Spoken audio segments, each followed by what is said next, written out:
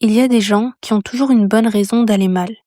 Pas parce que leur vie est plus dure que celle des autres, mais parce que quoi qu'il arrive, ce n'est jamais vraiment de leur responsabilité. Le travail, c'est la faute du système.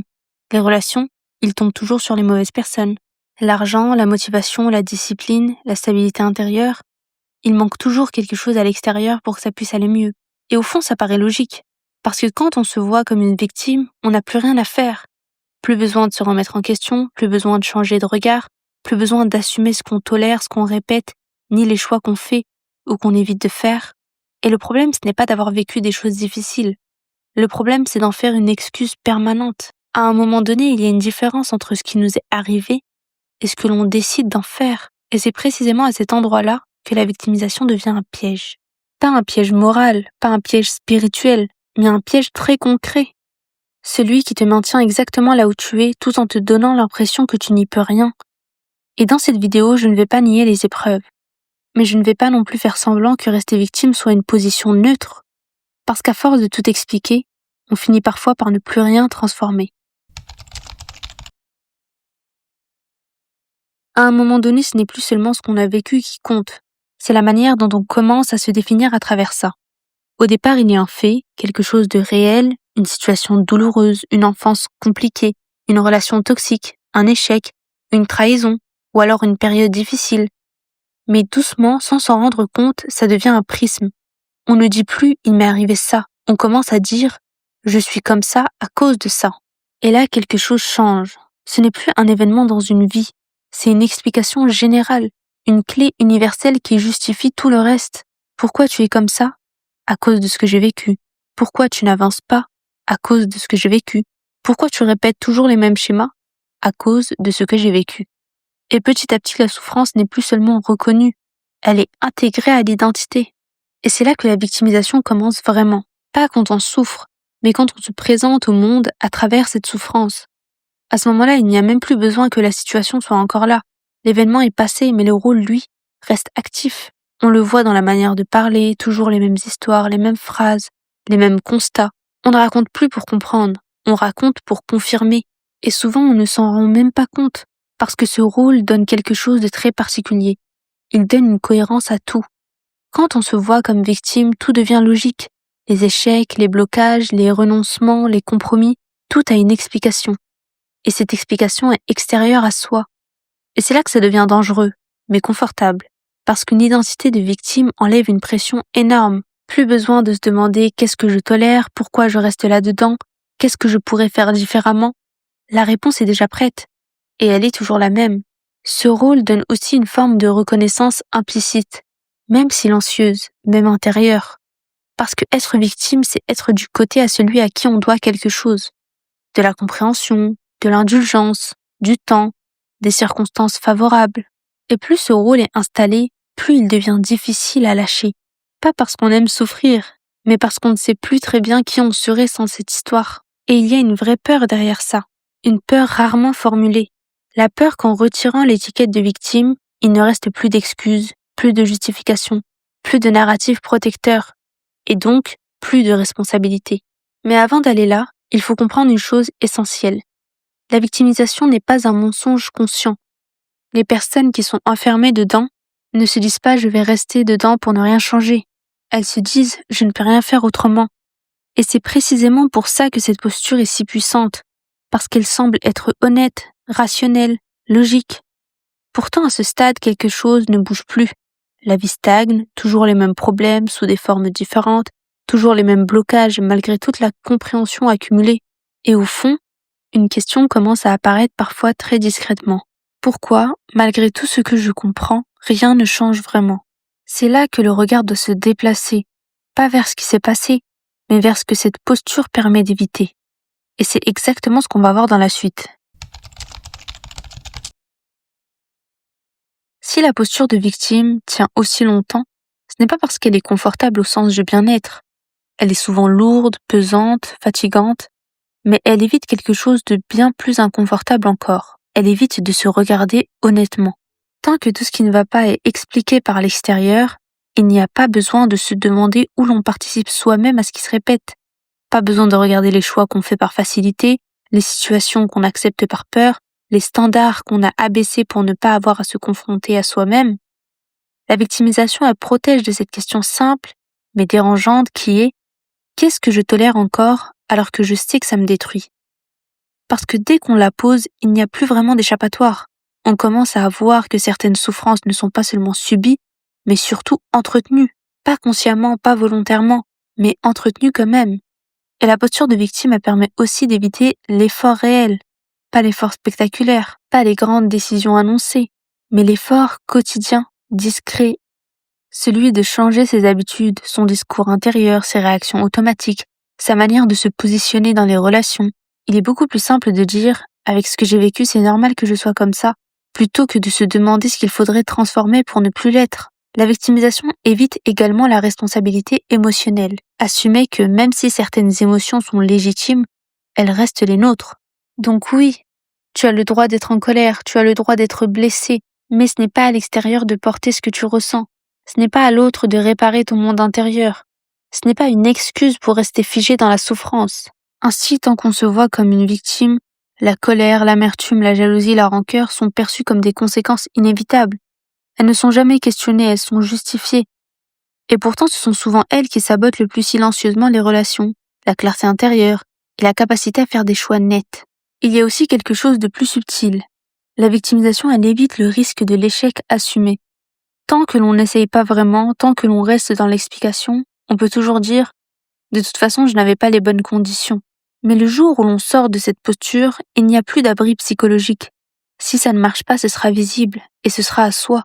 Alors inconsciemment, beaucoup préfèrent rester immobiles, plutôt que de se confronter à cette possibilité. Et c'est pour ça que la victimisation va souvent de pair avec la stagnation. Pas une stagnation bruyante, mais une stagnation subtile. On parle beaucoup, on analyse beaucoup, on comprend beaucoup, mais on agit peu, ou toujours de la même manière. Et à force, quelque chose se dégrade à l'intérieur. Pas de façon spectaculaire, mais de façon sourde. Une forme de perte de respect envers soi. Parce qu'au fond, on sait qu'il y a des choix qu'on ne fait pas, des décisions qu'on repousse, des limites qu'on ne pose pas. Et cette lucidité non suivie d'action, elle crée un malaise profond, un tiraillement intérieur. Et c'est souvent là que naît un discours plus dur contre le monde, contre les autres ou contre la vie en général. Comme si l'extérieur devenait responsable de ce que l'on n'ose pas encore affronter à l'intérieur de soi. Mais ce malaise a une fonction. Il indique que quelque chose doit changer. Et ce changement, il commence par un mot que beaucoup rejettent avant même de l'avoir compris. La responsabilité. Pas comme une accusation, mais comme un point de bascule. Et c'est ce mot-là qu'on va regarder maintenant. La responsabilité est souvent mal comprise. On l'entend comme une condamnation, comme si reconnaître sa responsabilité revenait à dire « tout est de ma faute ». Alors on la rejette, on s'en méfie, on l'aperçoit comme injuste voire violente. Mais la responsabilité dont on parle ici n'a rien à voir avec la culpabilité. La culpabilité, elle écrase. Or, la responsabilité, elle, redonne le pouvoir.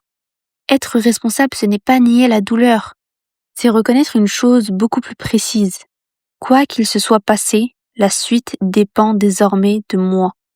Et cette idée-là est profondément inconfortable pour l'ego, parce qu'elle retire l'alibi principal qui est celui de l'impuissance. Et tant qu'on se voit comme victime, on est dans une position passive. Quelque chose nous arrive, quelqu'un nous fait quelque chose, la vie nous doit donc réparation. La responsabilité inverse complètement cette posture. Elle dit: tu ne contrôlais peut-être pas l'événement, mais tu contrôles ta manière d'y répondre. Et ça, c'est une charge lourde à porter, parce que cela implique que continuer à souffrir n'est pas toujours une fatalité, mais parfois une décision non consciente. Et c'est là que beaucoup résistent. On préfère parfois rester dans la colère ou l'amertume plutôt que de reconnaître qu'on a le choix de changer de regard. Parce que changer de regard, ce n'est pas seulement comprendre autrement, c'est agir autrement. Et la responsabilité oblige à se demander: qu'est-ce que je fais aujourd'hui avec ce que j'ai vécu? Pas demain, pas quand tout ira mieux. Non, aujourd'hui. Et souvent la réponse, elle dérange, parce qu'elle met en lumière nos incohérences. On veut avancer, mais on garde les mêmes habitudes. On veut la paix, mais on nourrit les mêmes pensées. On veut du changement, mais sans renoncer à ce qui nous rassure. Et la responsabilité ne juge pas ces contradictions. Elle les révèle. Elle montre que très souvent, ce n'est pas la douleur passée qui nous retient, mais l'attachement à une certaine manière d'exister. Il y a une forme de sobriété dans cette posture. Pas de drame, ni d'excuses, pas d'autoflagellation non plus. Juste une reconnaissance claire. Je ne maîtrise pas tout, mais ce que je fais de ce qui m'arrive m'appartient. Et c'est une position exigeante, parce qu'elle ne promet pas que les choses iront mieux rapidement. Elle promet seulement une chose, la dignité intérieure. Et cette dignité change tout. Quand on cesse de se voir comme une victime, on ne devient pas plus dur, on devient plus lucide. On arrête d'attendre que la vie change pour aller mieux. On commence à changer sa position intérieure pour que la vie réponde autrement. Mais cette bascule a une conséquence directe. Elle met en lumière quelque chose que l'on préférait ignorer jusque-là, nos choix. Et pas seulement les grands, ça peut être les plus petits, les plus quotidiens. Et c'est là que le regard doit encore s'affiner, parce que rester victime n'est pas une absence de choix, c'est déjà un choix en soi. Et c'est exactement ce que nous allons examiner maintenant.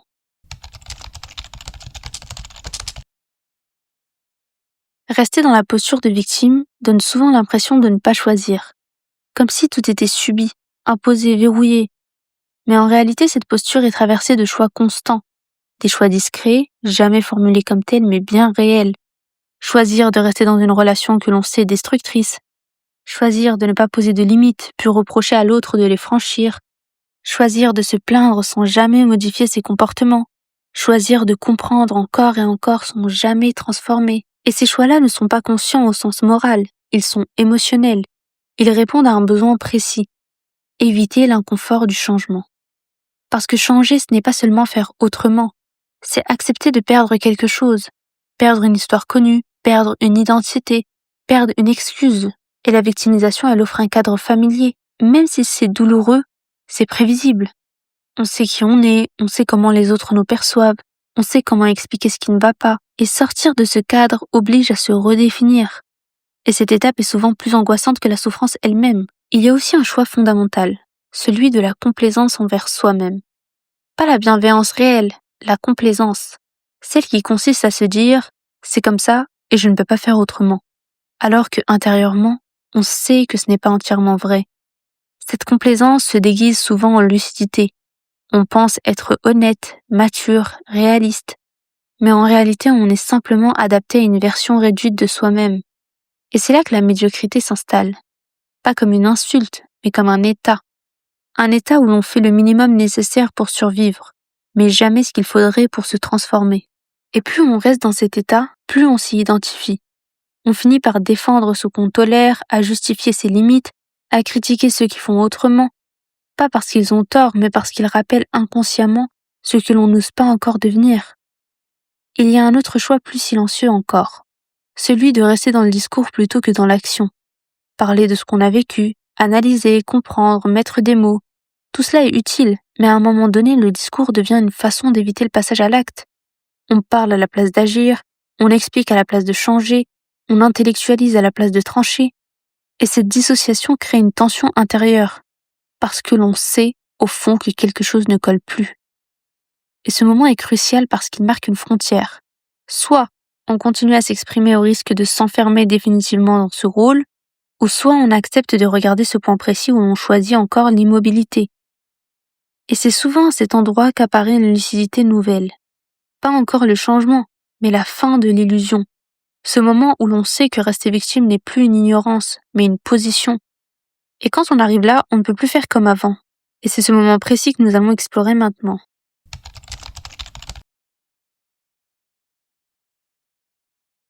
Il arrive un moment très particulier.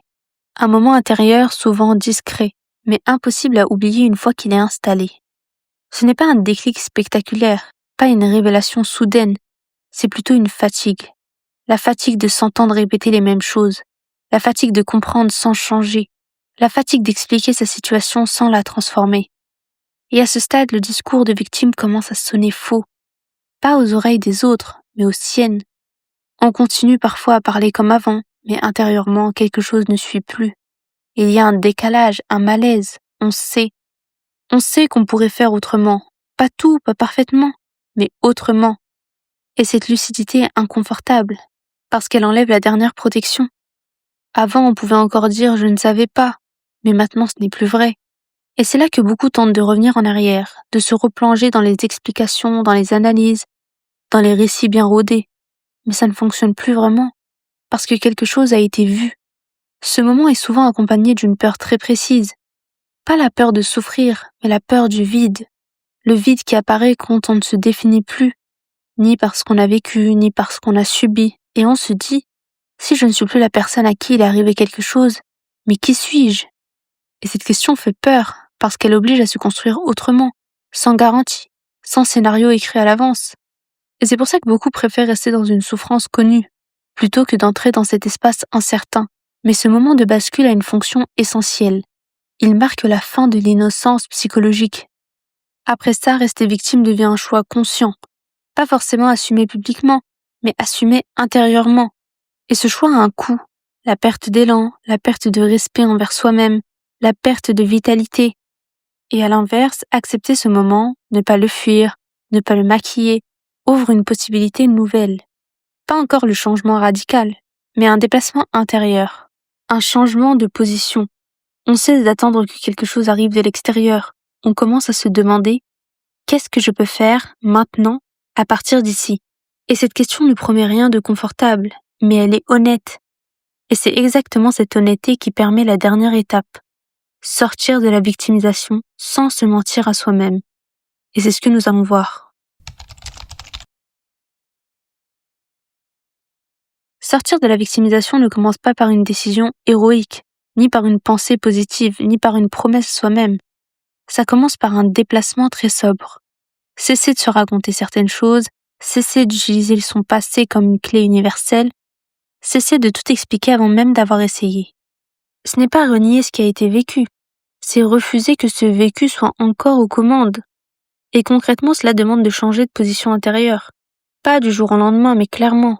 Par exemple, arrêter de dire « je suis comme ça à cause de ce que j'ai vécu » et plutôt commencer à se demander « qu'est-ce que je fais aujourd'hui avec ce que j'ai vécu ?» Et la nuance est énorme. Dans le premier cas, le passé décide, et dans le second, il informe, mais il ne dirige plus. Sortir de la victimisation implique aussi de revoir son langage intérieur. Pas pour se juger, mais pour se responsabiliser. Remplacer le « je ne peux pas » automatique par un « je ne veux pas encore » honnête. Remplacer le « je n'ai pas le choix » par un « je choisis la facilité » quand c'est le cas. Et ces phrases sont inconfortables, mais elles rendent la liberté. Il faut aussi accepter une chose difficile. Sortir de la position de la victime, c'est perdre certains bénéfices secondaires. Moins de compassion, moins d'indulgence, moins d'excuses acceptées, moins de compréhension automatique. Mais en échange, il y a quelque chose de beaucoup plus précieux, le respect de soi-même. Un respect calme, sans orgueil, sans mise en scène. Celui qui vient du fait de ne plus se mentir et de ne plus se cacher derrière son histoire. Et cette posture ne garantit pas le succès. Elle ne promet pas que la vie deviendra douce ou juste. Elle promet simplement une chose, la cohérence intérieure. Et cette cohérence, elle change profondément la manière de vivre. On agit plus, on parle moins, on se plaint moins, on ajuste plus. Non pas parce qu'on est devenu dur, mais parce qu'on est devenu plus lucide et plus conscient de soi-même. On traverse, on apprend et on transforme. Et surtout, on ne se trahit plus. La victimisation n'est pas un défaut moral, c'est une étape humaine. Mais rester dedans trop longtemps coûte cher. Pas parce que la vie punit, mais parce que l'on renonce progressivement à sa propre capacité d'agir. Ce qui nous est arrivé compte, mais ce que nous en faisons compte davantage encore. À un moment donné, la vraie question n'est plus « est-ce que j'ai souffert ?» Elle devient plutôt « qui suis-je en train de devenir si je continue à me définir par cette souffrance ?» Et sortir de la victimisation, ce n'est pas nier le passé, c'est refuser de lui confier l'avenir. Et cette décision-là, silencieuse, exigeante, est peut-être l'une des plus grandes marques de maturité intérieure.